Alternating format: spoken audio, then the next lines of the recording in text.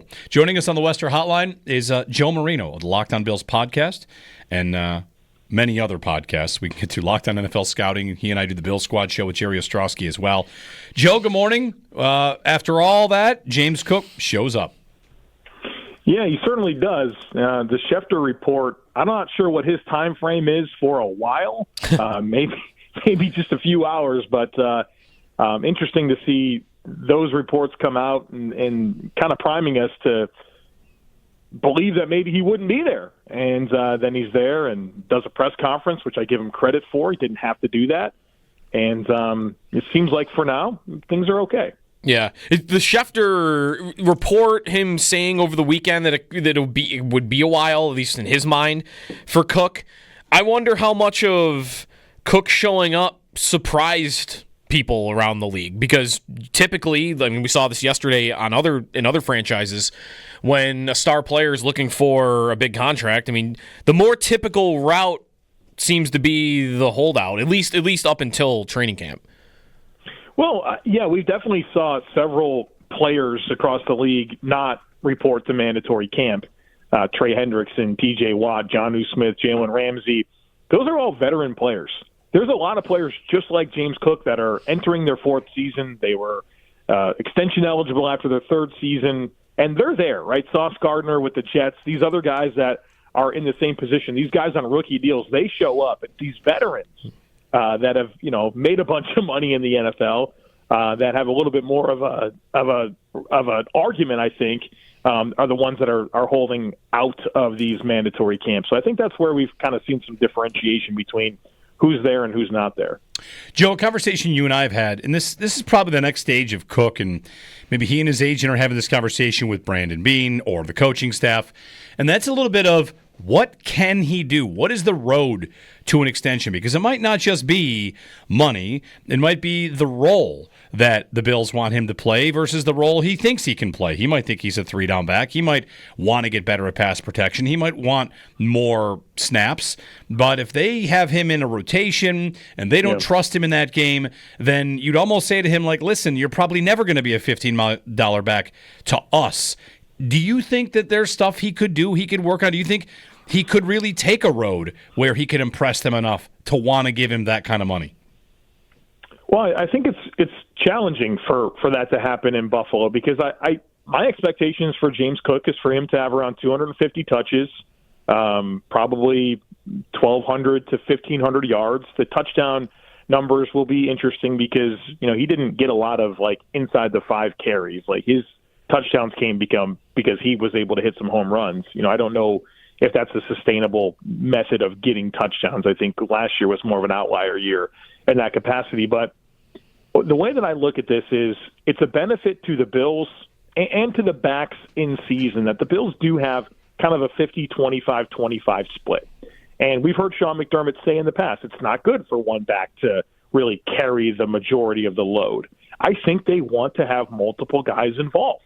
And that's good for the Bills' offense. It's good for those backs and their ability to be available later in the season. And I've talked a couple of times about contrasting the 2023 James Cook to the 2024 James Cook, where he had 50 less touches year over year. But how much better was James Cook down the stretch last season when you think about some really outstanding playoff performances, where in 2023 it felt like after that Dallas game maybe he hit a bit of a wall.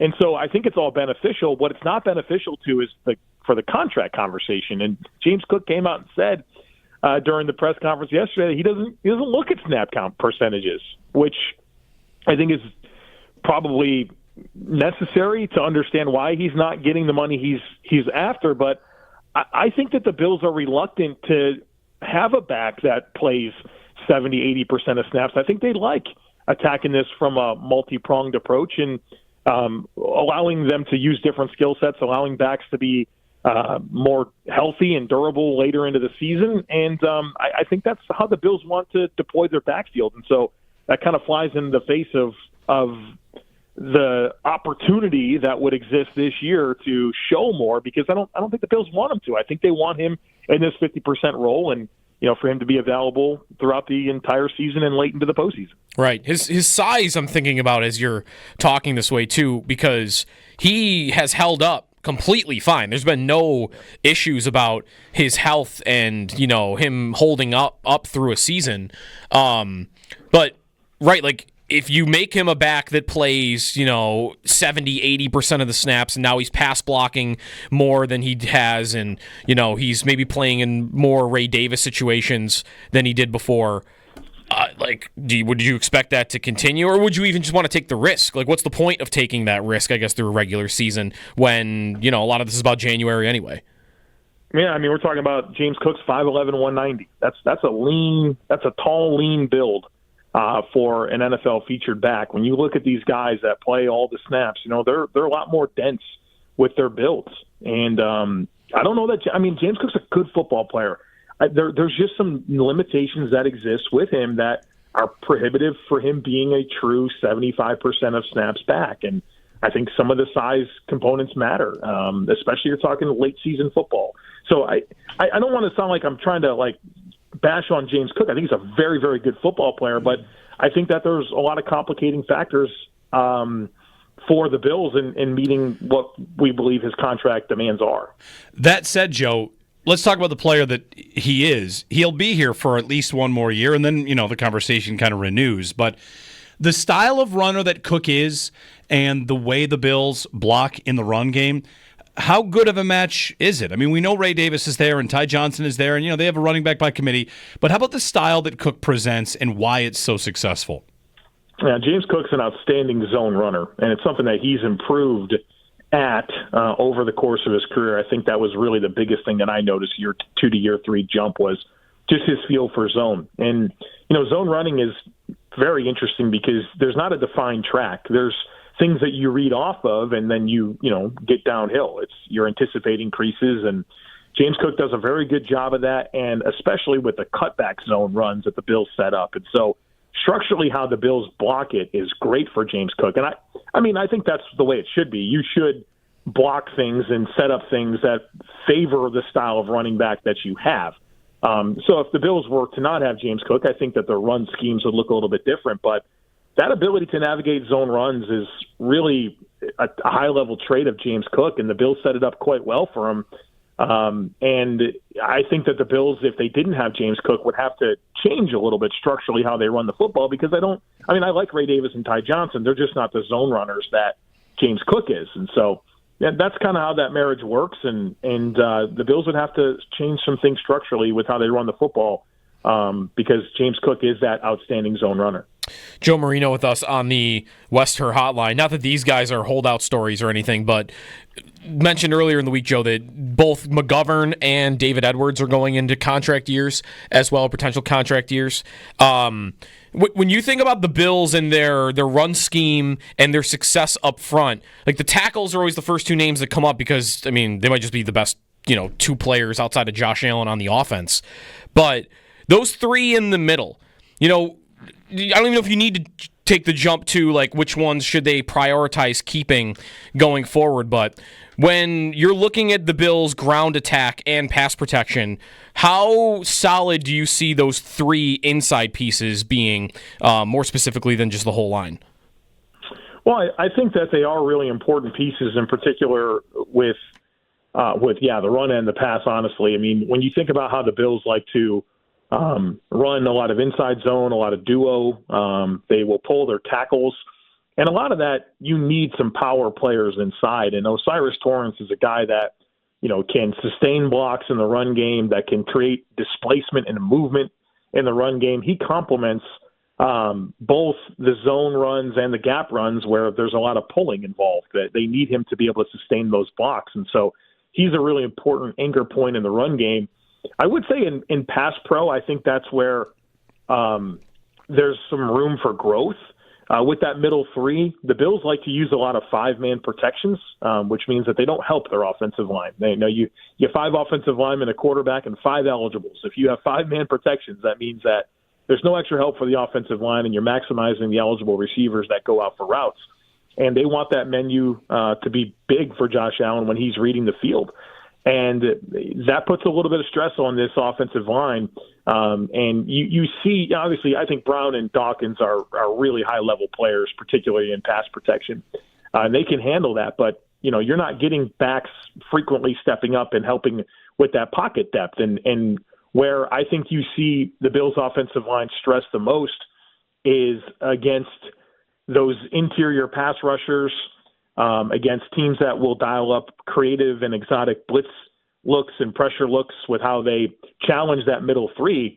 Because I think where Osiris Torrance maybe lacks a little bit is with foot speed and being able to handle one-on-one quicker interior pass rushers, or, hey, you have to respond on the fly and, your weight's going one way and they send a looper and now you have to redirect. You have the foot speed to cut off those angles. I think that's where things can get a little bit stressed. And so I think it's mostly really, really good. But the Bills ask a lot of their offensive line, and those middle three are important. I think they have very different skill sets. But it feels like the give and take mostly rides with Torrance. And I'm excited to see what he does in year 3. I think he's had a really good start to his career, but that's the guy where you feel like you're looking for ceiling in this offensive line and how it can, be even better. I think it's him taking that big year 3 step, which is big for him because he's extension eligible after this season, and we've seen the guard market really, really explode. And I'm sure Osiris Torrance would like to partake in that.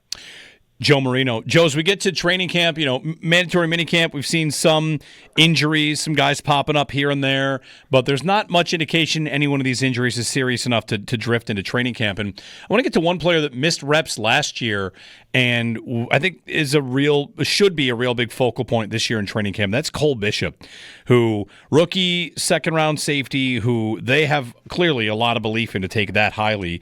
And the athletic profile is nice. And, for him to miss any time at mandatory minicamp or be banged up, all right, that's fine, ready for training camp, because last year a slow start might have been flat out due to the fact that he was not ready. He was not healthy throughout training camp. So it feels like he's on the short list of players that really need a lot of reps, really need the work when we get to actual training camp. Yeah, when Sean McDermott was disclosing the list of players that would miss due to injuries, and he got to Cole Bishop, it was like, probably one of the guys you would definitely not want to be on that list because those reps are really important. And we've heard, both Babich and McDermott talk about the communication piece and knowing the scheme and allowing the scheme to unlock the skill set as you become more comfortable. And feels like, reps for a guy like Cole Bishop feel really, really important. And so, obviously we want those to happen in training camp. And so it's good news that it doesn't feel like anything there is going to linger, but another situation where you're trying to solidify things next to Taylor Rapp, and it's not just Cole Bishop. DeMar Hamlin is also injured, which means great opportunity for Derek Forrest to get a lot of reps with the first team. But this team has a lot riding on Cole Bishop and his development, and you certainly don't want to hear anything about him missing any time with how important those reps are. Joe Marino with us. When you see Shaq Thompson sign for a contract, they're linebackers, both Milano, of course, and then Bernard, less or so, have dealt with their injuries for a couple of years. Thompson and the Bills' linebacker depth, are you more comfortable with it, with a veteran in that room competing going into training camp?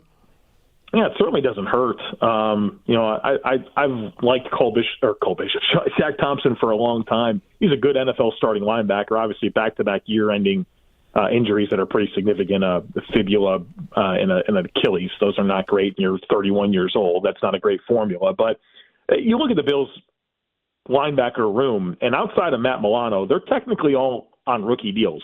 Terrell Bernard's in his 4th season, and he's got his extension. But these are all guys within their first 4 seasons, very young. You've got Andreessen and Ulofoshio, who are second-year players, and Balin Spector's your first guy in at middle linebacker, and that guy is injured all the time and doesn't even really play, with all that happens in practice, it seems like, with Balin Spector. And so, when I thought about this, Dorian Williams is the linebacker 3 for the Bills, but he's not a guy that's really, they've asked him to play the Mike, right? He's been more of the Milano weak side linebacker fill-in guy, where the Mike piece has not really been there. And so you're one snap away from Balin Spector, who's not been available for you. And then you get to Joe Andreessen, and I think we all rooting for him, but we're still talking about a second-year player that was an undrafted free agent. Shaq Thompson's ability to play the Mike as a guy that's familiar with McDermott's defense, makes a lot of sense in a depth role, especially when they've done nothing to help the linebacker room outside of a UDFA. It's the top 6 linebackers from last year. They're all returning. And so think it was overdue to make a move at linebacker, and I think at this point to get a guy with his experience, you certainly don't love the injuries, and you don't love that he's on the wrong side of 30, but a veteran for the room, and I don't think there's really any downside to the addition at this point. Joe Marino, Locked On Bills, Locked On NFL Scouting, Bill Squad, NFL First Read, and a host of other things. Joe, thanks for the time this morning. Glad to do it, guys. Thank you. All right, Joe Marino. You can, of course, catch him all those places I mentioned. Bill Squad, we're live on YouTube. He and I and Jerry O on Mondays and Thursdays. James Cook in the building. All is well.